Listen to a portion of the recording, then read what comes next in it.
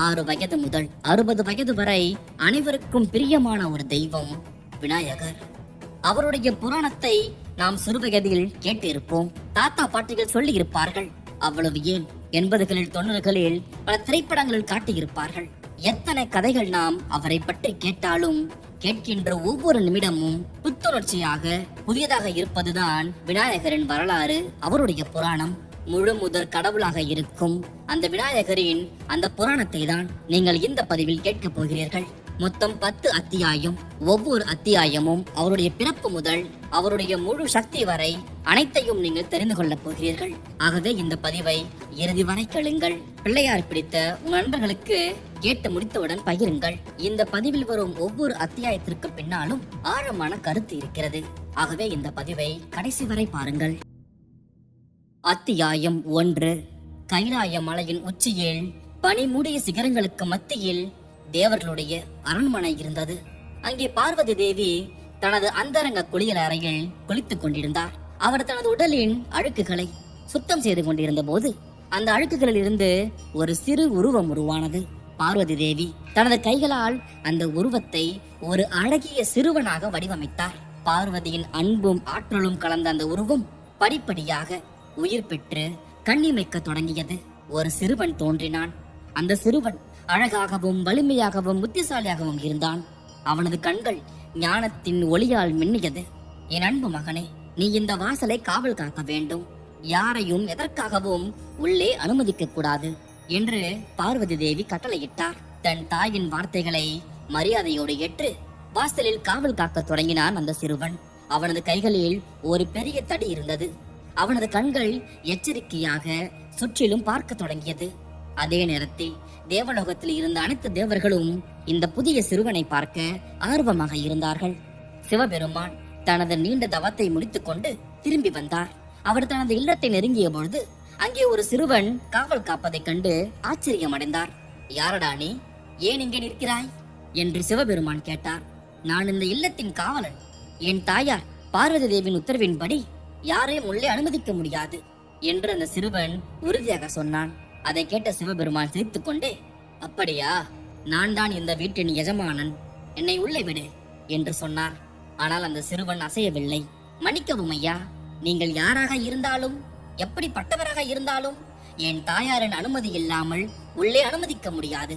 அதுவும் எந்த நேரத்தில் அவர் ஆணையின்படி யாரையும் உள்ளே அனுமதிக்க முடியாது என்று அவன் சொன்னான். சிவபெருமான் கோபம் கொண்டார்.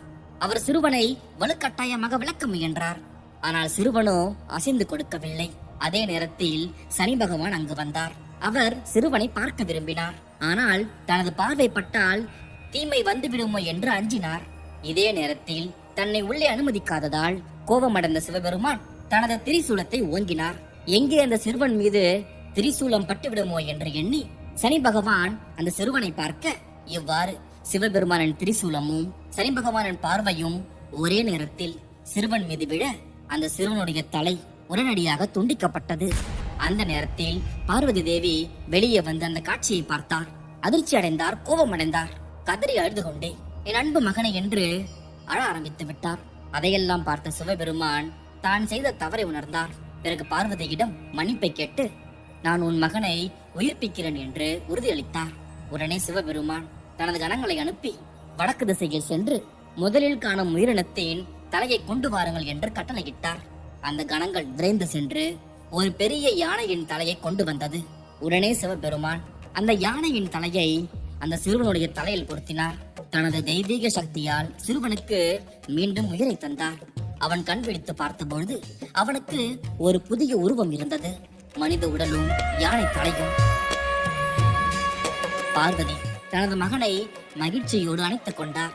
சிவபெருமான் புதிதாக பிறந்த தனது மகனை ஆசிர்வதித்தார். இனி நீ கணபதி என்று அழைக்கப்படுவாய்.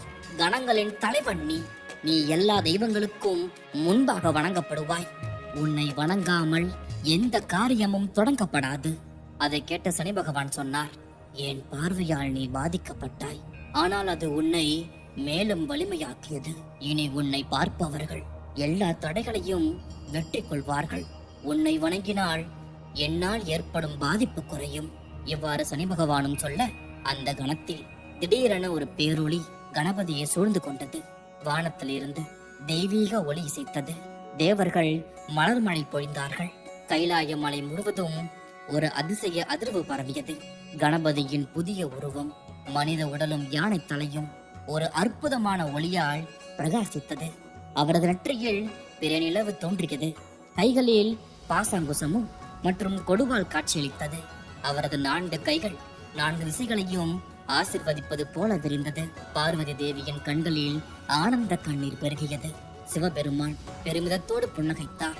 30 முக்கோடி தேவர்களும் ஓம் கண கணபதியே நமக என்று ஒரே குரலில் மந்திரம் உச்சரித்தார்கள். அந்த ஒளி உலகெங்கும் எதிரொலித்தது. கணபதி தனது புதிய சக்தியை உணர்ந்தார். அவர் தனது துதிக்கையை உயர்த்தி அதன் மூலம் ஞான ஒளியை உமிழ்ந்தார்.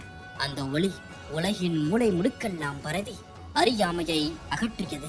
ஒவ்வொரு உயிரினமும் அந்த ஞான ஒளியால் தொடப்பட்டது. கணபதி தனது தந்தையையும் தாயையும் பார்த்து புன்னகைத்தார். அந்த புன்னகையில் அன்பும் கருணையும் ஞானமும் இருந்தது. பிறகு அவர் மௌனமாக நின்றார். ஆனால் அவரது பார்வையே 1000 வார்த்தைகளுக்கு சமமாக இருந்தது. அந்த தருணத்தில் அனைவரும் உணர்ந்தார்கள், ஒரு புதிய யுகம் பிறந்துவிட்டது. கணபதி வினைகளை தீர்க்கும் தெய்வமாக, அறிவின் அதிபதியாக, செல்வத்தின் காவலனாக உருவெடுத்து விட்டார் என்று. அந்த அற்புதமான நிகழ்வின் எதிரொலி உலகம் முழுக்க பரவியது, என்றும் பரவி இருக்கிறது. கணபதி, விநாயகர், பிள்ளையார் என்று உச்சரிக்கப்படும் போதெல்லாம் அந்த நாளில் அதிசய ஒளி, ஒரு தெய்வீக சக்தியை உணர முடிந்தது. சிவனுடைய சக்தியும் சனியுடைய பார்வையும் ஒருங்கிணைந்த விளைவாக விநாயகர் யானை முகத்துடன் அவதரித்தார். அறிவின், ஞாபக சக்தியின் தடைகளை நீக்கும் வல்லமையின் அடையாளமாக அவர் மாறினார்.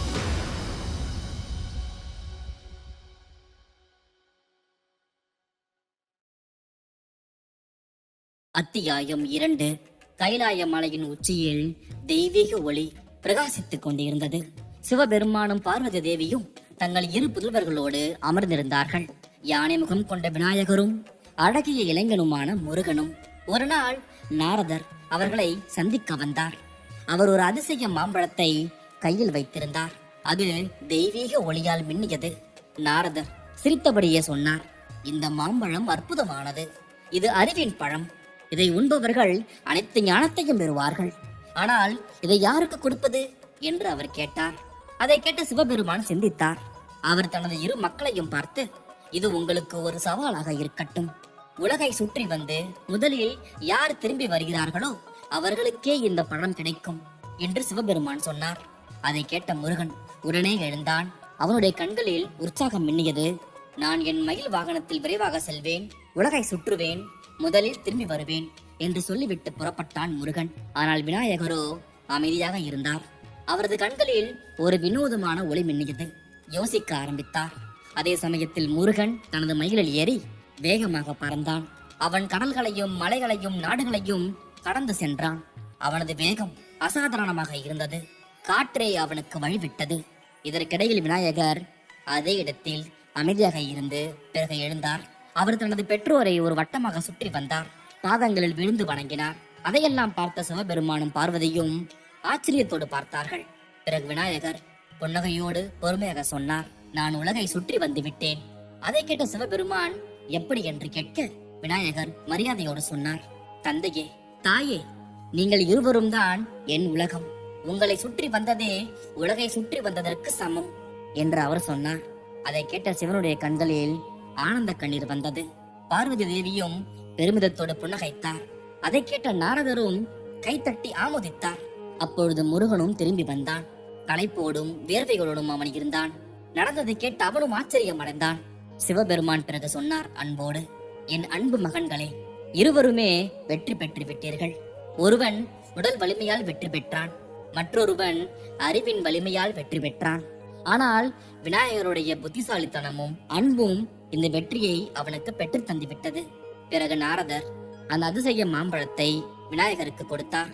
ஆனால் விநாயகர் அதை வாங்க மறுத்து விட்டார். இந்த பழத்தின் ஞானம் எனக்கு தேவையில்லை, என் பெற்றோரின் அன்பே எனக்கு போதும் என்று சொன்னார். அந்த கணத்தில் அந்த மாம்பழம் 1000 துண்டுகளாக உடைந்தது.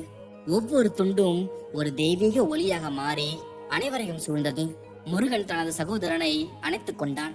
அண்ணா, உங்கள் அறிவும் அன்பும் என்னை வியக்க வைக்கிறது. நான் உங்களிடமிருந்து நிறைய கற்றுக்கொள்ள வேண்டும் என்று அவன் சொன்னான். அதை கேட்ட விநாயகரும் புன்னகைத்தார். தம்பி, நாம் இருவருமே ஒருவருக்கொருவர் கற்றுக்கொள்வோம். நம் பலம் நம் ஒற்றுமையில் உள்ளது என்று விநாயகரும் சொன்னார். இதையெல்லாம் பார்த்து கொண்டிருந்த சிவபெருமானும் பார்வதியும் தங்கள் பிள்ளைகளை ஆசிர்வதித்தார்கள். கைலாய மலை முழுவதும் ஒரு புனிதமான அதிர்வு பரவியது. தேவர்கள் மலர்மழை பொழிந்தார்கள். தெய்வீக இசை எங்கு மொழித்தது. அன்று முதல் விநாயகருக்கு புத்தி விநாயகர் என்ற பெயரும் வழங்கப்பட்டது. அதாவது அறிவின் கடவுள். அவரது புத்திசாலித்தனமும் அன்பும் பணிவும் இன்றும் உலகெங்கும் கொண்டாடப்படுகிறது. இந்த கலை நமக்கு கற்றுத் தருவது என்னவென்றால், உண்மையான வெற்றி என்பது வெறும் போட்டியில் வெல்வது அல்ல, அது அன்பிலும் அறிவிலும் பணிவிலும் உள்ளது. விநாயகரை போல நாமும் நம் வாழ்வில் இந்த பண்புகளை வளர்த்து கொள்ள வேண்டும். விநாயகர் செய்த இந்த செயல் நம் அன்றாட வாழ்வில் பல சமயங்களில் நமக்கு உதவியாக இருக்கும். விநாயகர் உலகம் முழுவதையுமே தனது பெற்றோராக பார்த்தார். அதில் இருக்கும் மாற்று சிந்தனையை அவர் யோசித்தார். உதாரணமாக, ஒரு வேலையில் தோல்வி அடைந்தால் அதை ஒரு தனிப்பட்ட இழப்பாக பார்க்காமல் புதிய வாய்ப்புக்கான கதவாக பார்க்க வேண்டும். அடுத்து எளிய தீர்வுகளை தேடுதல். விநாயகர் சிக்கலான பயணத்திற்கு பதிலாக எளிய வழிகளை தேர்ந்தெடுத்தார். அதே போல் நாமும் சிக்கல்களுக்கு எளிய தீர்வுகளை தேட வேண்டும். ஒரு திட்டத்தை முடிக்க நேரம் போதவில்லை என்றால் அதை சிறு சிறு பகுதிகளாக பிரித்து ஒவ்வொன்றாக முடிக்கலாம். அடுத்து விநாயகர் தனது பெற்றோரை மதித்து அவருடைய முக்கியத்துவத்தை உணர்ந்தார். நாமும் நம்மை சுற்றி உள்ளவர்களை மதிக்க வேண்டும். அடுத்து விநாயகர் வழக்கமான பாதையை பின்பற்றாமல் புதிய வழியை கண்டுபிடித்தார். நாமும் பிரச்சனைகளுக்கு புதுமையான தீர்வுகளை காணலாம். விநாயகர் தோல்வியை பற்றி கவலைப்படாமல் தன்னம்பிக்கையோடு செயல்பட்டார். அதே போல் நாமும் எந்த சூழ்நிலையிலும் நேர்மறையாக சிந்திக்க வேண்டும். நமக்கு ஏற்படும் சிரமங்களை சவால்களாக பார்க்காமல் வளர்ச்சிக்கான வாய்ப்பாக பார்க்க வேண்டும். மேலும் விநாயகர் தனது வெற்றியில் பெருமை கொள்ளவில்லை, பணிவோடு இருந்தார். அதே போல் நாமும் பெரிய விஷயங்களை செய்து முடித்தாலும் பெருவெற்றி அடைந்தாலும் பணிவோடு இருக்க வேண்டும். இதையெல்லாம் தாண்டி விநாயகர் தனது குடும்பத்தின் முக்கியத்துவத்தை உணர்ந்தார். அதே போல் நாமும் நம் உறவுகளை வளர்த்து பாதுகாக்க வேண்டும். வேலையில் என்னத்தான் மும்மரமாக இருந்தாலும் குடும்பத்தோடு நேரம் செலவிடுவதற்கு முக்கியத்துவம் அளிக்க வேண்டும். இவ்வாறு விநாயகரின் இந்த புத்திசாலித்தனமான அணுகுமுறைகளை நம் வாழ்வில் கடைபிடிப்பதன் மூலம் நாமும் சிக்கல்களை எளிதாக தீர்த்து வெற்றிகரமான வாழ்க்கையை வாழ முடியும். வெறும் புராண கதையாக மட்டும் இதை பார்க்காமல் அன்றாட வாழ்வில் பயன்படுத்தும் வாழ்க்கை பாடமாகவும் இதை நாம் பார்க்க வேண்டும்.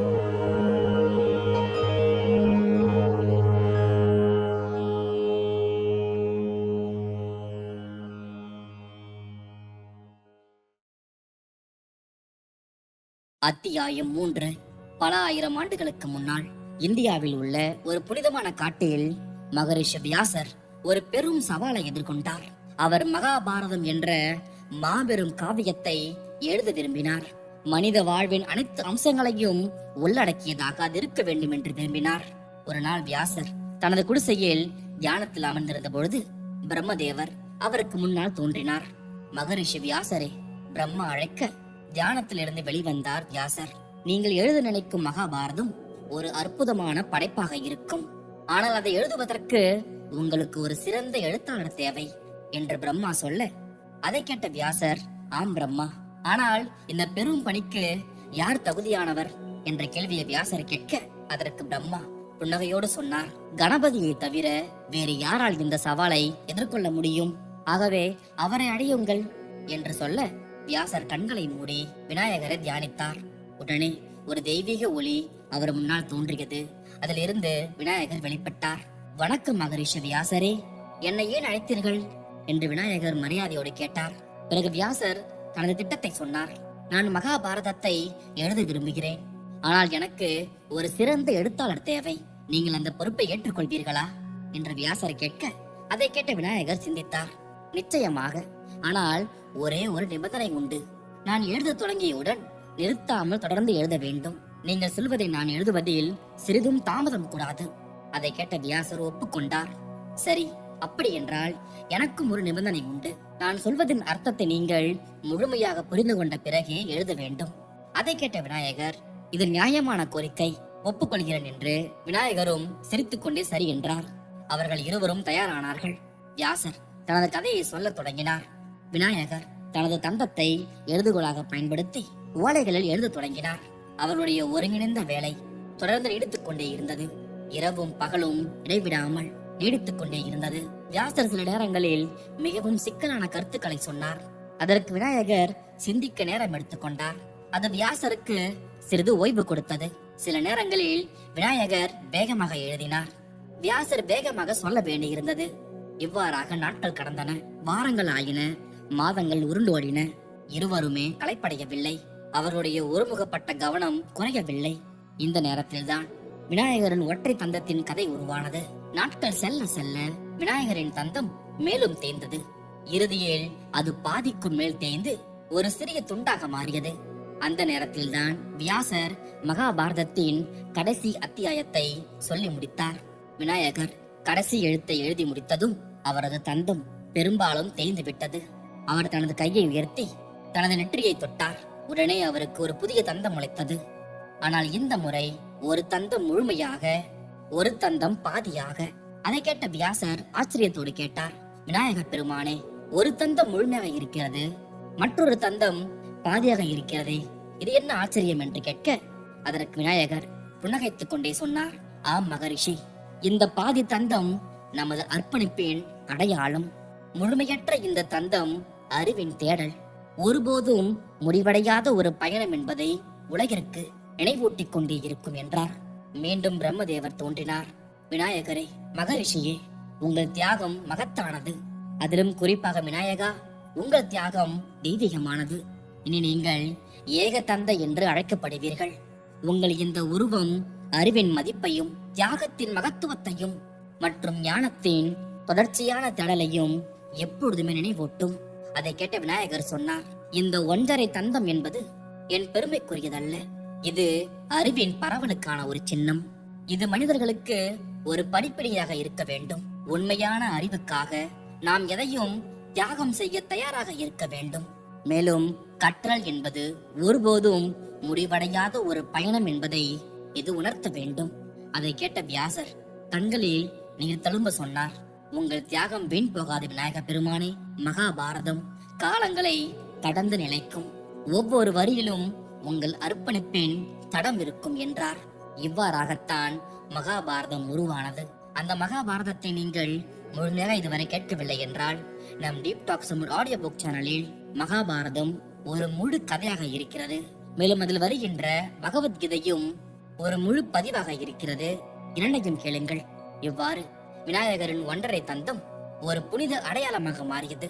அது அறிவின் மதிப்பையும் கடமைக்காக தன்னை அர்ப்பணிக்கும் உன்னத பண்பையும் மேலும் ஞானத்தின் முடிவில்லாத தன்மையும் குறிக்க ஆரம்பித்தது. இன்றும் விநாயகரை பார்க்கும் பொழுதெல்லாம் ஒரு தந்தம் முழுமையாக இருக்கும், ஒரு தந்தம் பாதியாக இருக்கும். அது நமக்கு கற்றுத்தருவது ஒன்றுதான், ஒரு உண்மையான அறிவுக்காக நாம் எந்த தியாகத்திற்கும் தயாராக இருக்க வேண்டும். மேலும் கற்றல் என்பது ஒரு தொடர் பயணம் என்பதை நாம் உணர வேண்டும்.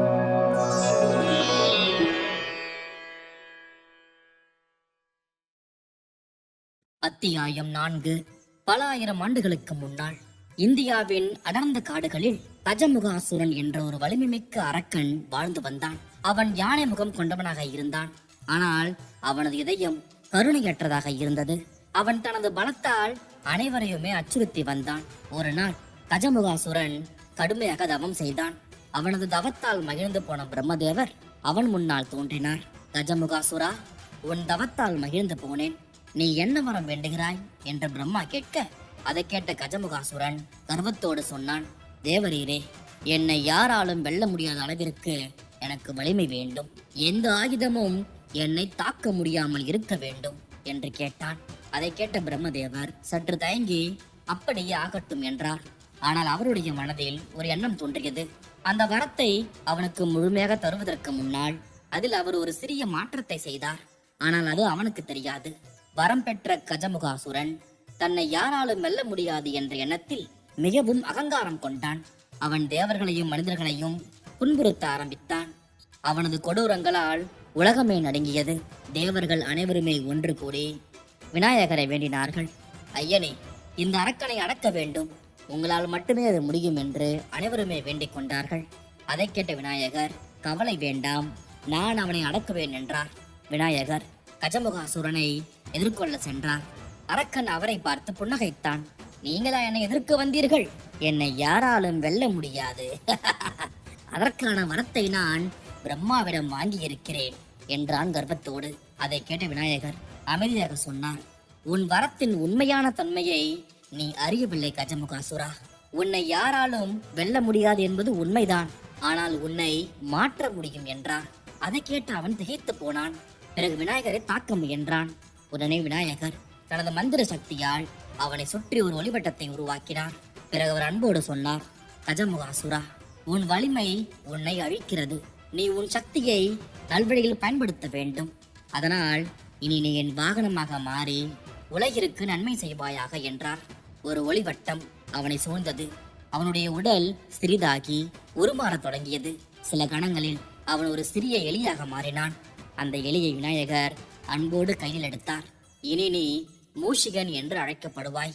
நீ என் வாகனமாக இருந்து என்னோடு சேர்ந்து உலகத்திற்கு நன்மை செய்வாயாக என்றார். மூஷிகனாக மாறிய கஜமுகாசுரன் தன் முந்தைய செயல்களுக்கு வருந்தினான். பாதங்களில் விழுந்து வணங்கினான். ஐயனே, என்னை மன்னியுங்கள். இனி நான் உங்களுக்கு அடியவனாக உலகிற்கு நன்மை செய்பவனாக இருப்பேன் என்றார். விநாயகரும் ஆசிர்வதித்தார். உன் அகங்காரம் அழிந்தது. இனி நீ பணிவுடன் அன்போடு செயல்படுவாய். உன் சிறிய உருவத்தால் நீ பெரிய காரியங்களை செய்வாய் என்றார். அன்று முதல் மூஷிகன் விநாயகரின் வாகனமாக மாறினான். அவருடைய அருளால் மிகுந்த அறிவும் திறமையும் பெற்றான். சிறிய இடங்களில் நுழைந்து மக்களுக்கு உதவி செய்ய ஆரம்பித்தான். இந்த கதை நமக்கு கற்பிப்பது என்னவென்றால், வலிமை மட்டும் போதாது, அதை சரியான வழியில் பயன்படுத்த வேண்டும். அகங்காரம் நம்மை அழிக்கும், ஆனால் பணிவு நம்மை உயர்த்தும். மூஷிகனை போல நாமும் நம் தவறுகளை திருத்தி உலகத்திற்கு நன்மை செய்ய வேண்டும். விநாயகரும் மூஷிகனும் சேர்ந்து இருப்பது நமக்கு ஒரு முக்கியமான விஷயத்தை சொல்கிறது. பெரியவர்களும் சிறியவர்களும் இணைந்து செயல்படும் பொழுது அதுவே மிகப்பெரிய வெற்றியாகும். நம் வாழ்வில் நம் அனைவருடனும் அன்புடனும் மரியாதையுடனும் நடந்து கொள்ள வேண்டும். அடுத்த முறை நீங்கள் விநாயகரின் பாதத்திற்கு கீழே இருக்கும் அந்த எலியை மூஷிகனை பார்க்கும் பொழுது இந்த விஷயம் உங்களுக்கு நினைவில் வர வேண்டும்.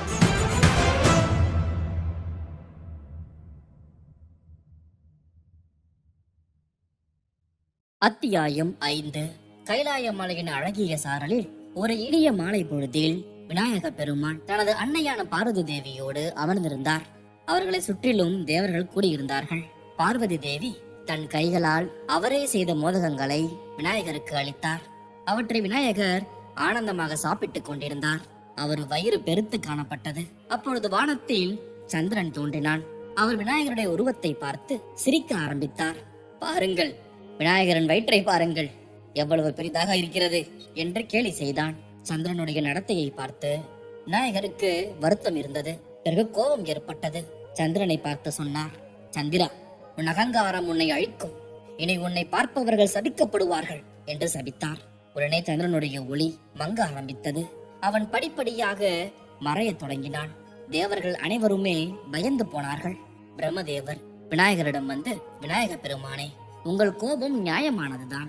ஆனால் சந்திரன் இல்லாவிட்டால் உலகில் பல மாற்றங்கள் ஏற்படும். கடல் கொந்தளிக்கும், இயல்பு நிலை பாதிக்கப்படும், சமநிலை இருக்காது. தயவு செய்து உங்கள் சாபத்தை நீங்கள் மாற்ற வேண்டும் என்று அவர் வேண்டினார். பிறகு விநாயகர் சிந்தித்தார். அவர் தனது சாபத்தின் விளைவுகளை உணர்ந்தார். சரி என்று சொல்லி, என் சாபத்தை முற்றிலும் நீக்க முடியாது, ஆனால் அதை மாற்றுகிறேன். இனி சந்திரன் ஒவ்வொரு மாதமும் வளர்பிறை தேய்பிறை என்று மாறி மாறி தோன்றுவான். அவனுடைய ஒளி கூடியும் குறைந்தும் காணப்படும். இவ்வாறு சொல்ல உடனே சந்திரன் விநாயகருடைய பாதங்களில் விழுந்து மன்னிப்பு கேட்டான். தவறை உணர்ந்தான். என்னை மன்னியுங்கள் என்று கேட்டான். அதை கேட்ட விநாயகர், சந்திரா, இது உனக்கு ஒரு பாடமாக அமையட்டும். அகங்காரம் நம்மை அழிக்கும், பணிவு நம்மை உயர்த்தும். இனி நீ மக்களுக்கு காலத்தின் சுழற்சியை உணர்த்த வேண்டும். உன் மாற்றங்கள் மக்களுடைய வாழ்க்கையின் ஏற்ற இறக்கங்களை நினைவூட்ட வேண்டும். அதை கேட்ட தேவர்கள் அனைவருமே விநாயகரின் ஞானத்தை போற்றினார்கள். ஐயனே, உங்களுடைய கோபத்தில் கூட உலகத்திற்கு நன்மையே நடக்கிறது என்று புகழ்ந்து சொன்னார்கள்.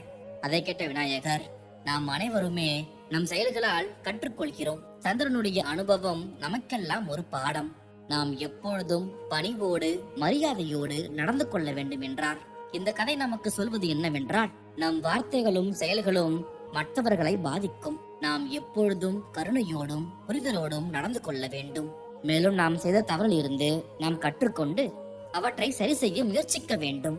மேலும் நாம் நம் கோபத்தை கட்டுப்படுத்த வேண்டும் மற்றும் மற்றவர்களுக்கு மன்னிப்பு அளிக்கவும் மாற வாய்ப்பு கொடுக்கவும் கற்றுக்கொள்ள வேண்டும்.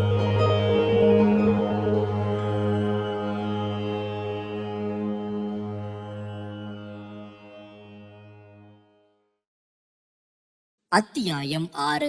கைலாய மலையின் அடிவாரத்தில் ஒரு அழகிய வனப்பகுதியில் துர்காதேவியின் வாகனமான சிம்மவாகினி வசித்து வந்தாள். அவள் ஒரு பெண் சிங்கம், வலிமையும் அழகும் கொண்டவள். அதே வனத்தில் விநாயகருடைய வாகனமான மூஷிகனும் வாழ்ந்து வந்தான். ஒரு நாள் சிம்மவாகினி தண்ணீர் குடிக்க ஏரிக்கு சென்ற பொழுது மூஷிகனை கண்டாள். அவனது சாமர்த்தியமும் அறிவும் அவளை கவர்ந்தது. மூஷிகனும் சிம்மவாகினுடைய அழகிலும் பண்பிலும் மயங்கி போனான். நாட்கள் செல்ல செல்ல இருவருமே ஒருவரை ஒருவர் நேசிக்க ஆரம்பித்தார்கள். ஆனால் அவருடைய உடல் அளவில் உள்ள வித்தியாசம் அவர்களை கவலைக்குள்ளாக்கியது. எப்படி இந்த காதல் சாத்தியமாகும் என்று யோசிக்க ஆரம்பித்தார்கள். ஒரு நாள் சிம்மவாகினி துர்காதேவியிடம் சென்று தன் காதலை பற்றி சொன்னாள். அதை கேட்ட துர்காதேவி புன்னகைத்துக் கொண்டே, என் அன்பே, உண்மையான அன்புக்கு எந்த தடையும் கிடையாது. நீ விநாயகரிடம் சென்று ஆசி பெறு என்றார். மூஷிகரும் விநாயகரிடம் சென்று தன் காதலை பற்றி சொன்னான். விநாயகர் சிரித்தார்.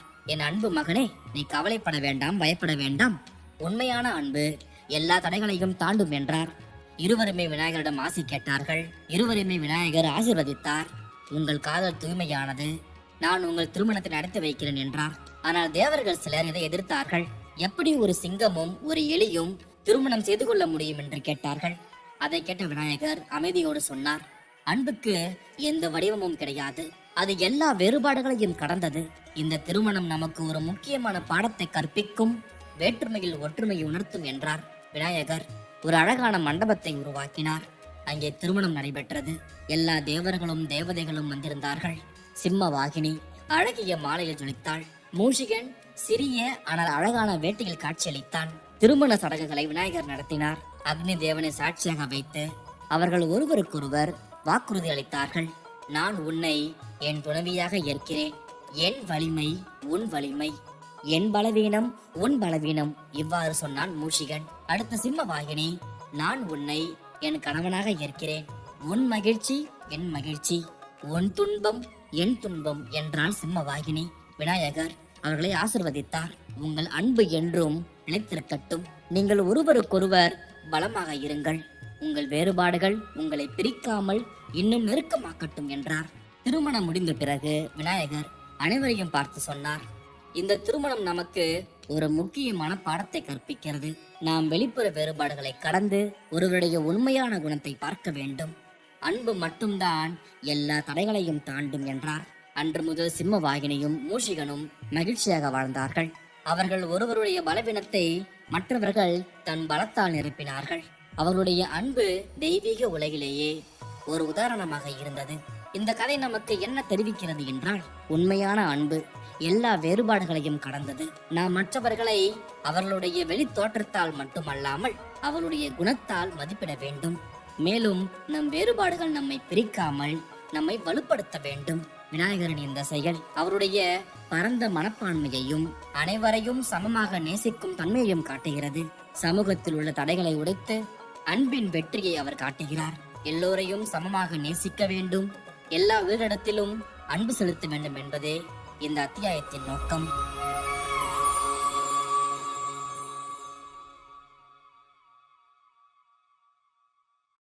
அத்தியாயம் 7.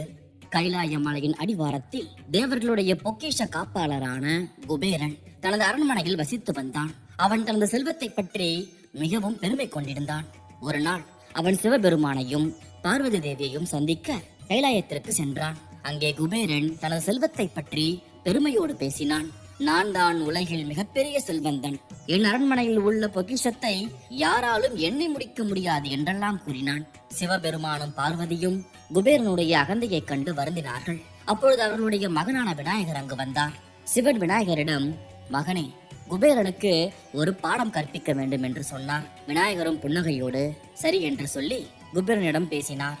குபேரா, நீ உன் அரண்மனையில் எனக்கு விருந்து வைக்க முடியுமா என்று கேட்டார். குபேரனும் மகிழ்வோடு ஒப்புக்கொண்டான். தனது செல்வத்தை காட்ட இது ஒரு வாய்ப்பாக இருக்கும் என்றும் அவன் எண்ணிக்கொண்டான். அடுத்த நாள் விநாயகர் குபேரனுடைய அரண்மனைக்கு சென்றார். அங்கே குபேரன் பல வகையான உணவுகளை பரிமாறினான். ஆனால் விநாயகர் சாப்பிட்டுக் கொண்டே இருந்தார், நிறுத்தவே இல்லை. சிறிது நேரத்தில் அரண்மனையில் இருந்த அனைத்து உணவும் தீர்ந்துவிட்டது. குபேரன் பதட்டமடைந்தான். அவன் மேலும் மேலும் உணவு கொண்டு வர ஏற்பாடு செய்தான். ஆனால் விநாயகர் இன்னும் பசியாறவில்லை என்று கூறினார். எனக்கு இன்னும் பசிக்கிறது குபேரா, வேறு என்ன உணவு இருக்கிறது என்று கேட்டுக்கொண்டே இருந்தார். குபேரன் தன் பொக்கிஷ அறையில் இருந்த பொருட்களை எல்லாம் கொண்டு வந்தார். விநாயகர் அவற்றை எல்லாம் உண்டார். ஆனால் அவருடைய பசி அடங்கவே இல்லை. இறுதியாக குபேரன் பயந்து நடுங்கினான். விநாயகர் பெருமானே, என்னிடம் நீ ஒன்றுமே இல்லை, நான் ஏழையாகிவிட்டேன் என்று கதறினான். அதை கேட்ட விநாயகர் சிரித்தார். குபேரா, உன் செல்வம் உன்னை திருப்திப்படுத்தவில்லை. ஆனால் என் சிறிய உடல் கூட உன் அனைத்து செல்வத்தையும் உட்கொண்டது. உண்மையான செல்வம் என்பது பொருட்கள் அல்ல, அது நம் உள்ளத்தில் இருக்கும் திருப்தியே என்றார். குபேரன் தன் தவறை உணர்ந்தான். விநாயகருடைய பாதங்களில் விழுந்து வணங்கினான். என்னை மன்னியுங்கள் பெருமானே, நான் என் அகந்தையால் மயங்கி இருந்தேன். இனி நான் எளிமையுடனும் பணிவுடனும் வாழ்வேன் என்றான். விநாயகர் குபேரனை ஆசிர்வதித்தார். குபேரா, நீ உன் தவறை உணர்ந்தாய். இனி நீ உன் செல்வத்தை நல்வழியில் பயன்படுத்து, மற்றவர்களுக்கு உதவி செய், அதுவே உண்மையான செல்வம் என்றார். அன்று முதல் குபேரன் தன் செல்வத்தை தர்ம காரியங்களுக்கு பயன்படுத்தினான். ஏழை எளிய மக்களுக்கு உதவினான். அவனது பெயர் தனதர்மன் என்று அழைக்கப்பட்டது. அதாவது செல்வத்தை தர்மத்திற்காக பயன்படுத்துபவன். இந்த கதை நமக்கு உணர்த்துவது என்னவென்றால், உண்மையான செல்வம் என்பது நம் உள்ளத்தில் இருக்கும் திருப்தியே. நாம் நம்மிடம் உள்ளதை வைத்து மகிழ்ச்சியாக இருக்க வேண்டும், மற்றவர்களுக்கு உதவ வேண்டும். விநாயகருடைய இந்த செயல் அவரது ஞானத்தையும் மனிதர்களுக்கு நல்வழி காட்டும் தன்மையையும் வெளிப்படுத்துகிறது.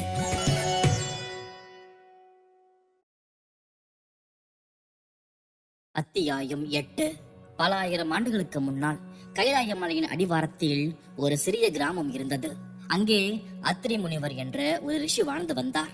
அவர் தனது வாழ்நாள் முழுவதும் தவம் செய்து ஞானத்தை தேடி வந்தார். ஒரு நாள் அத்திரி முனிவர் விநாயகரை நேரில் தரிசிக்க வேண்டும் என்று ஆசைப்பட்டார். அவர் கடுமையாக தவம் இருக்க தொடங்கினார். பல நாட்கள் உணவு உண்ணாமல் உறக்கமின்றி தவம் இருந்தார். விநாயகர் அத்திரி முனிவருடைய பக்தியால் மனம் இறங்கினார். ஒரு நாள் அவர் முனிவர் முன்னால் தோன்றினார். அத்திரி முனிவரே, உமது பக்தி என்னை நெருட வைத்து விட்டது. என்ன வர வேண்டும் உங்களுக்கு, கேளுங்கள் என்றார். அத்திரி முனிவரோ மகிழ்ச்சியில் துள்ளினார். பெருமானே, நான் உங்களுக்கு ஒரு சிறப்பான காணிக்கை செலுத்த விரும்புகிறேன். அது உங்களுக்கு மிகவும் பிடித்தமானதாக இருக்க வேண்டும் என்றார். விநாயகர் புன்னகைத்தார். முனிவரே, உமது அன்பே எனக்கு மிகப்பெரிய காணிக்கை. ஆனால் நீங்கள் ஏதாவது தர விரும்பினால் அது உமது கைகளால் செய்யப்பட்டதாக இருக்க வேண்டும் என்றார். அதை கேட்ட அத்திரி முனிவர் சிந்தித்தார். அவர் ஒரு சிறந்த சமையல்காரர். அவர் ஒரு புதிய இனிப்பு வகையை செய்ய முடிவு செய்தார். மாவு, நெய், சர்க்கரை ஆகியவற்றை கலந்து அதை உருண்டைகளாக உருவாக்கினார். பின்னர் அவற்றை நெய்யில் பொரித்தார். முனிவர் அந்த புதிய இனிப்பை விநாயகருக்கு அர்ப்பணித்தார். பெருமானே, இது என் கைகளால் செய்யப்பட்ட புதிய இனிப்பு. இதற்கு நான் லட்டு என்று பெயர் வைத்திருக்கிறேன் என்றார். விநாயகர் ஒரு லட்டுவை எடுத்து ருசித்தார். அவரது கண்கள் ஆனந்தத்தால் மின்னின. அத்திரி முனிவரே, இந்த லட்டு அற்புதமாக இருக்கிறது, இது எனக்கு மிகவும் பிடித்திருக்கிறது என்றார். பிறகு விநாயகர் லட்டுகளை ஆவலோடு சாப்பிட்டார். அவர் தனது கைகளில் லட்டுகளை நிரப்பிக் கொண்டார். அவரது வயிறு பெருத்தது. ஆனால் அவர் சாப்பிடுவதை நிறுத்தவே இல்லை. அந்த முனிவர் ஆச்சரியத்தோடு பார்த்தார். பெருமானே, நீங்கள் இவ்வளவு லட்டுகளை சாப்பிடுவீர்கள் என்று நான் எதிர்பார்க்கவே இல்லை என்றார். விநாயகரும் சிரித்தார். முனிவரே, உமது அன்பும் பக்தியும் இந்த லட்டுகளில் நிரம்பி இருக்கிறது. அதனால்தான் இவை இவ்வளவு இனிமையாக இருக்கிறது. இனிமேல் லட்டு எனக்கு மிகவும் பிடித்த உணவாக இருக்கும் என்றார். அன்று முதல் விநாயகர் லட்டு பிரியர் என்று அழைக்கப்பட்டார். அத்திரி முனிவருடைய லட்டு செய்யும் முறை மற்றவர்களுக்கு கற்றுக் கொடுக்கப்பட்டது. இன்றும் விநாயகருக்கு முதன்மையான உணவாக லட்டு இருக்கிறது. விநாயகர் சதுர்த்தியின் பொழுது பக்தர்கள் விநாயகருக்கு லட்டு நிவேதனம் செய்கிறார்கள். இந்த கதை நமக்கு கற்பிப்பது என்னவென்றால், அன்பும் பக்தியும் கலந்த எளிய காணிக்கை கூட தெய்வத்திற்கு மிகவும் பிடித்தமானதாக இருக்கும். நாம் செய்யும் காரியங்களில் அன்பையும் பக்தியையும் கலக்க வேண்டும். அப்பொழுதுதான் அது சிறப்பாக இருக்கும். விநாயகரின் லட்டு பிரியம் அவருடைய எளிமையையும் பக்தருடைய அன்பை மதிக்கும் தன்மையையும் காட்டுகிறது. நாம் கடவுளுக்கு அர்ப்பணிப்பது விலை உயர்ந்ததாக இருக்க வேண்டிய அவசியமில்லை. அது அன்பால் செய்யப்பட்டதாக இருந்தாலே போதும்.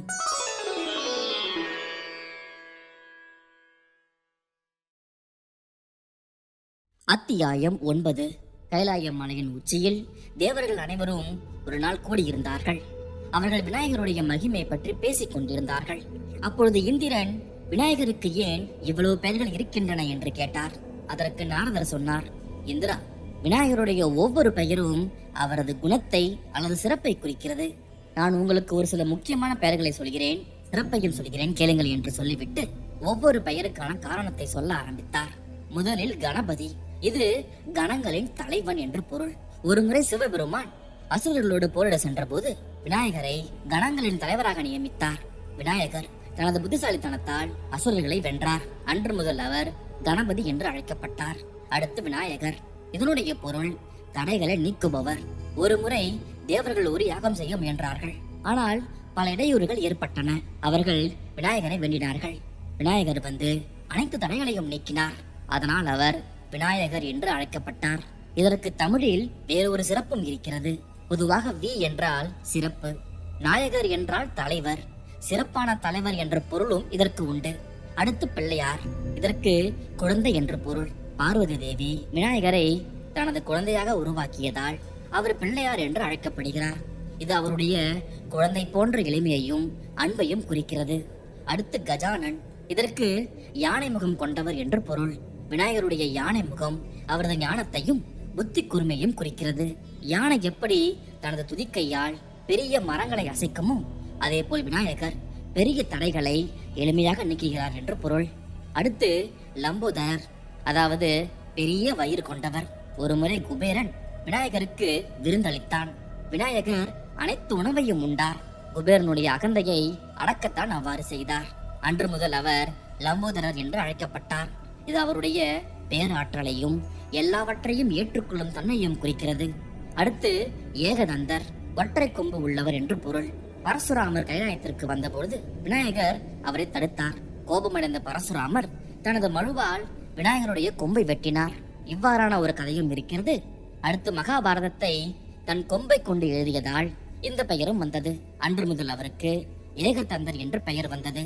இது அவருடைய தியாகத்தையும் பணிவையும் குறிக்கிறது. அடுத்து பொல்லா பிள்ளையார், துளையில்லாத என்று பொருள். இது கேட்க வேண்டாதவற்றை கேட்காத தன்மையை குறிக்கும். அடுத்து செல்வ விநாயகர். இது விநாயகருடைய அருளையும் செல்வம் தரும் தன்மையும் குறிக்கிறது. இவ்வாறு விநாயகருக்கு 108 பெயர்கள் இருக்கின்றன. ஒவ்வொரு பெயரும் அவரது ஒரு தனித்துவமான பண்பை குறிக்கிறது. இவ்வாறு நாரதர் சொல்ல தேவர்கள் வியப்போடு அனைத்தையும் கேட்டார்கள். இந்திரன் சொன்னான், விநாயகருடைய பெருமை எல்லையற்றது. ஒவ்வொரு பெயரும் ஒரு தனி வரலாற்றையும் ஒரு தனி சிறப்பையும் கொண்டுள்ளது என்றார். ஆம் இந்திரா, இந்த பெயர்களை உச்சரிப்பதே ஒரு தவம் ஆகும். ஒவ்வொரு பெயரும் விநாயகருடைய ஒரு குறிப்பிட்ட அம்சத்தை நமக்கு நினைவூட்டுகிறது. நாம் நமது தேவைக்கேற்ப அந்த பெயர்களை உச்சரித்துக் கொள்ளலாம். இந்த கதை நமக்கு சொல்வது என்னவென்றால், விநாயகருடைய பல்வேறு பெயர்கள் அவரது பன்முக ஆளுமையையும் எல்லா நிலைகளிலும் அவர் நமக்கு உதவக்கூடியவர் என்பதையும் இது காட்டுகிறது.